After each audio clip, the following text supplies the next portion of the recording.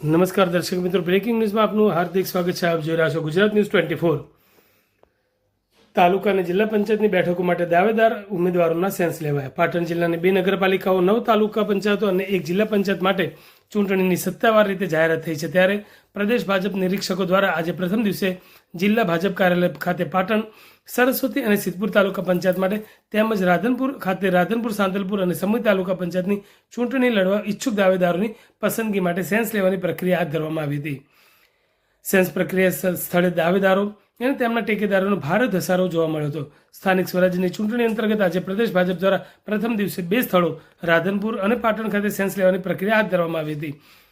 પાટણ જિલ્લા ભાજપ કાર્યાલય ખાતે પાટણ, સિદ્ધપુર અને સરસ્વતી તાલુકા પંચાયતની કુલ 66 સીટ અને જિલ્લા પંચાયતની 14 સીટો માટે ચૂંટણી લડવા ઈચ્છુક દાવેદારોને રાજ્ય કક્ષાના શિક્ષણ મંત્રી રીવાબા જાડેજા, કિસાન મોરચાના રાષ્ટ્રીય મહામંત્રી બાબુભાઈ જેબલિયા, સુરેન્દ્રનગર જિલ્લા ભાજપના પૂર્વ પ્રમુખ દિલીપભાઈ પટેલે એક પછી એક દાવેદાર ઉમેદવારોના સેન્સ લીધા હતા.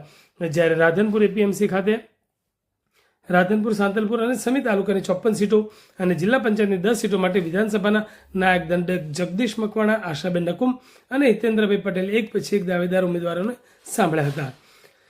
ત્યારે પાટણ, સિદ્ધપુર, સરસ્વતી, રાધનપુર, સાંતલપુર અને સમી તાલુકા પંચાયત અને જિલ્લા પંચાયતની સીટો પર પાર્ટી દ્વારા કયા ઉમેદવારો ઉપર પસંદગીનો કળશ ઢોળવામાં આવે છે તેના ઉપર સૌની મીટ મંડાઈ રહી છે.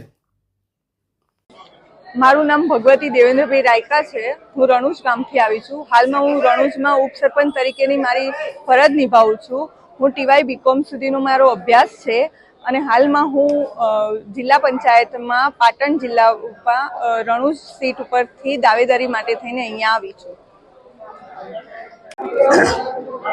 સ્થાનિક સ્વરાજ્યની જાહેર થયેલી ચૂંટણી માટે પાટણ જિલ્લાની તમામ તાલુકા પંચાયત અને જિલ્લા પંચાયત, સિદ્ધપુર અને પાટણ નગરપાલિકાની ચૂંટણી પ્રક્રિયા માટે ઉમેદવારોની પસંદગી માટેની પ્રક્રિયા આજથી શરૂ થઈ.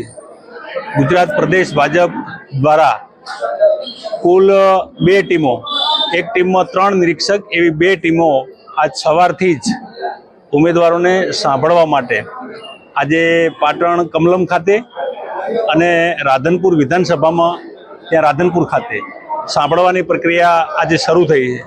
ખૂબ જ ઉત્સાહપૂર્ણ માહોલની અંદર ખૂબ મોટી સંખ્યામાં ઉમેદવારી કરવા ઈચ્છુક ભારતીય જનતા પાર્ટીના કાર્યકર્તાઓ રંગે ચંગે પધારી રહ્યા છે અને આપ જોઈ રહ્યા છો સવારથી ખૂબ સારા વાતાવરણની અંદર આ પ્રક્રિયા શરૂ થઈ છે.